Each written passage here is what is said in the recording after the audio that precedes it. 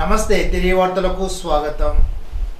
శుక్రవారం జిల్లా collector camp కార్యాలయం నుండి జిల్లా పరిశ్రమలు ఎగుమతుల ప్రోత్సాహక కమిటీ సమావేశాన్ని సంబంధిత అధికారులతో జిల్లా collector Chadalavada Nagarani Zoom conference ద్వారా నిర్వహించారు।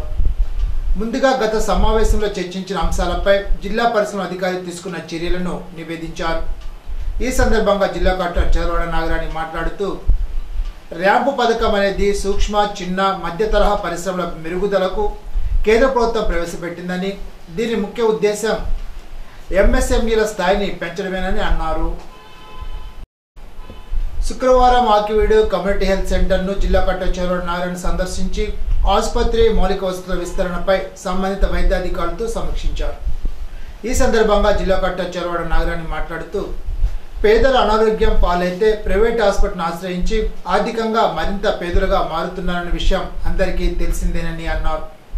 ఆకివీడు కమ్యూనిటీ హెల్త్ సెంటర్లో ప్రైవేట్ హాస్పిటల్కు దీటుగా అన్ని వైద్య సౌకర్యాలను ఏర్పాటు చేయడం జరిగిందని ఇంకా ఏదైనా అవసరం ఉంటే వెంటనే ప్రతిపాదన పంపాలని సూచించారు। ప్రధానమంత్రి రాష్ట్రీయ బాల పురస్కార్ అవార్డులు 2025 పొందడం కోసం జూలై 31లోగా ఆన్లైన్లో దరఖాస్తులు చేసుకోవాలని జిల్లా బాలల సంరక్షణ అధికారి ఆర్ రాజేష్ తెలిపారు। వివిధ రంగాల్లో అత్యుత్తమ ప్రతిభ కనపరిచిన 5 సంవత్సరాల నుండి 18 సంవత్సరాలలోపు బాలలు వ్యక్తిగతంగా కానీ సంస్థ ద్వారా కానీ దరఖాస్తు చేసుకోవచ్చునని అన్నారు। వారి ప్రతిభకు సంబంధించిన ఆధారాలను సమర్పించాలని అన్నారు। వివరాలకు 9491063818 సంప్రదించాలని తెలిపారు। పశు పోషణకు అవసరమైన వనరుల నిమిత్తం జిల్లాలో ఈ నెల 25 నుండి 30 వరకు సర్వే నిర్వహిస్తున్నట్లు జిల్లా పశుసంవర్ధక శాఖ అధికారి డాక్టర్ కె మురళీకృష్ణ తెలిపారు। పశు పోషక కుటుంబాల ఆదాయం పెంచేందుకు వారి సమగ్ర వివరాల కోసం ఈ సర్వే చేపట్టినట్లు తెలిపారు। జిల్లాలో ఈ విధంగా 47,513 గడపల్లో నివసిస్తున్న రైతుల నుండి వివరాలను సేకరిస్తున్నట్లు తెలిపారు।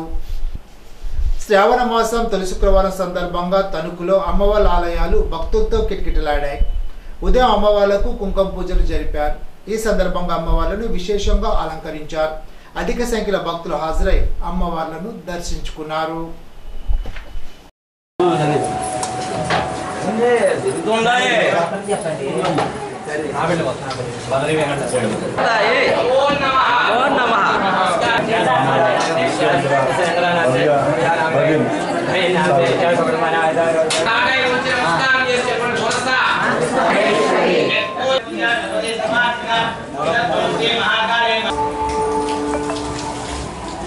अस्यद् मामंस्कोतोस्य सहकुर्मस्य एल्लार्मां शेषविशिष्टायां सुखदो श्रीमान् गोत्रः अस्यद् मामंस्कोतोस्य नामदेस्य सहकुर्म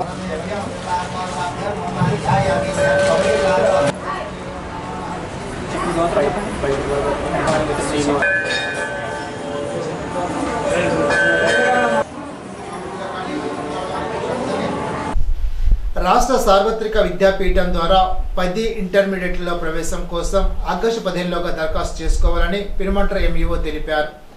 14 సంవత్సరాలు నిండిన వారు 10వ తరగతిలో చేరవచ్చునని అన్నారు।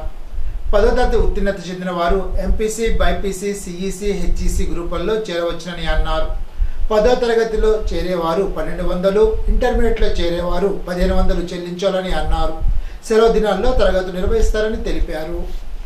ఇప్పుడు తూర్పుగోదావరి జిల్లా వార్తలు। జిల్లాలో సింగిల్ యూజ్ ప్లాస్టిక్ వినియోగాన్ని పూర్తిగా నిలిపించే దిశగా కట్టుదిట్టమైన చర్యలు చేపట్టాలని జిల్లా కలెక్టర్ పి ప్రశాంతి ఆదేశించారు। శుక్రవారం క్షేత్రస్థాయి అధికారులకు జిల్లా కలెక్టర్ దిశానిర్దేశం చేశారు। ఈ సందర్భంగా జిల్లా కలెక్టర్ పి ప్రశాంతి మాట్లాడుతూ జిల్లాలోని అన్ని డివిజన్లు మండల స్థాయి అధికారులు గ్రామ స్థాయి వరకు క్షేత్రస్థాయిలో తనిఖీలు నిర్వహించి సింగిల్ యూజ్ ప్లాస్టిక్ను వినియోగం వల్ల పర్యావరణానికి సంబంధించి జరిగే అనర్థాలను వివరించాలని అన్నారు। ఇప్పుడు కోనసీమ జిల్లా వార్తలు।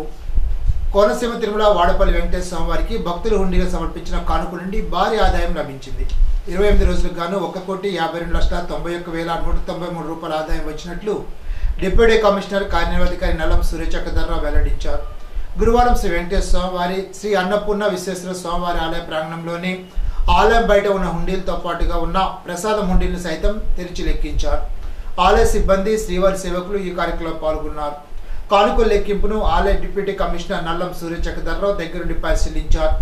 వాడపల్లి వెంకన్నకు హుండీల్లో భక్తులు సమర్పించిన కానుకల ద్వారా నగదు రూపంలో 1,20,78,200 రూపాయలు అన్నప్రసాద హుండీల నుంచి 26,12,993 రూపాయలు లభించాయి. భక్తులు సమర్పించిన కానుకల్లో 47 గ్రాముల బంగారం, 1 కేజీ 600 గ్రాముల వెండి లభించాయి.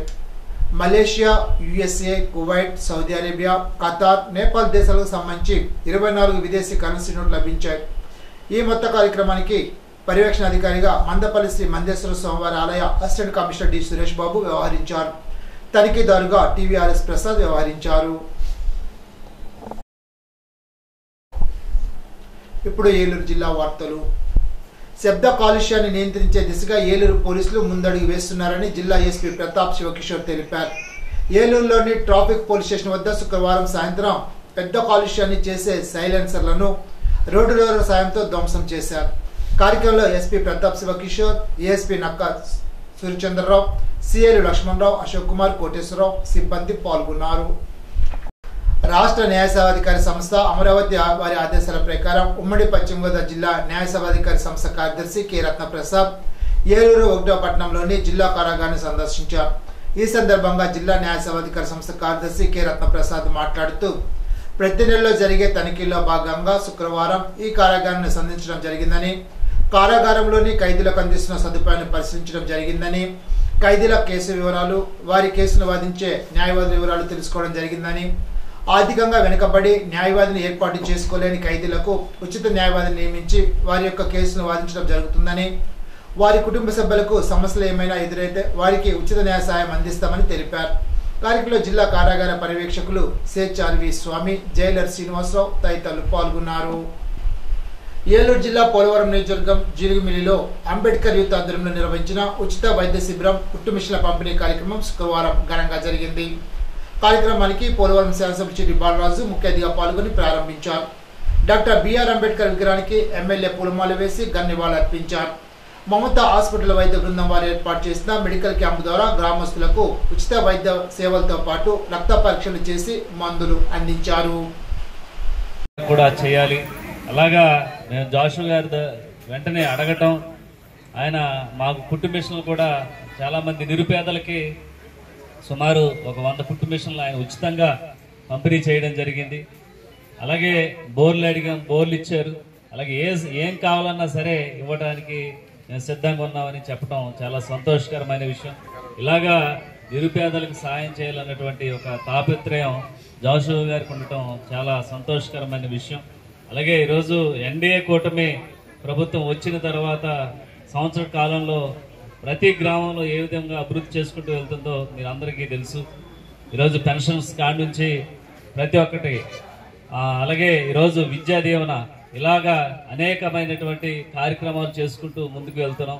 అలాగే గ్రామాల్లో గత ప్రభుత్వాల వైఫల్యాల వల్ల సీసీ రోడ్లు కానీ, డ్రైనేజీలు కానీ, కరెంటు కానీ అనేక ఇబ్బందులు పడేటువంటి పరిస్థితి గ్రామాల్లో ఉంది. కానీ మన ఎన్డీఏ కూటమి వచ్చిన తర్వాత సుమారు 57 కోట్ల రూపాయలతో నియోజకవర్గ స్థాయిలో సీసీ రోడ్లు పోయటం జరిగింది. అలాగే ఏ సమస్య వచ్చినా సరే ఇమీడియట్లీగా అధికారులకి తెలియజేసి అక్కడి నుంచి మేము సాల్వ్ చేయడం జరుగుతుంది. ఈనాటి బంగారు మాట, మానవ జీవితంలో అర్థం చేసుకోవడమే తప్ప బాధపడాల్సినవి ఏవీ లేవు. Madam Curie. ఈ వార్త ఇంతటితో సమాప్తం. తిరిగి బిజినెస్లో కలుసుకుందాం. అంతవరకు సెలవు. నమస్కారం.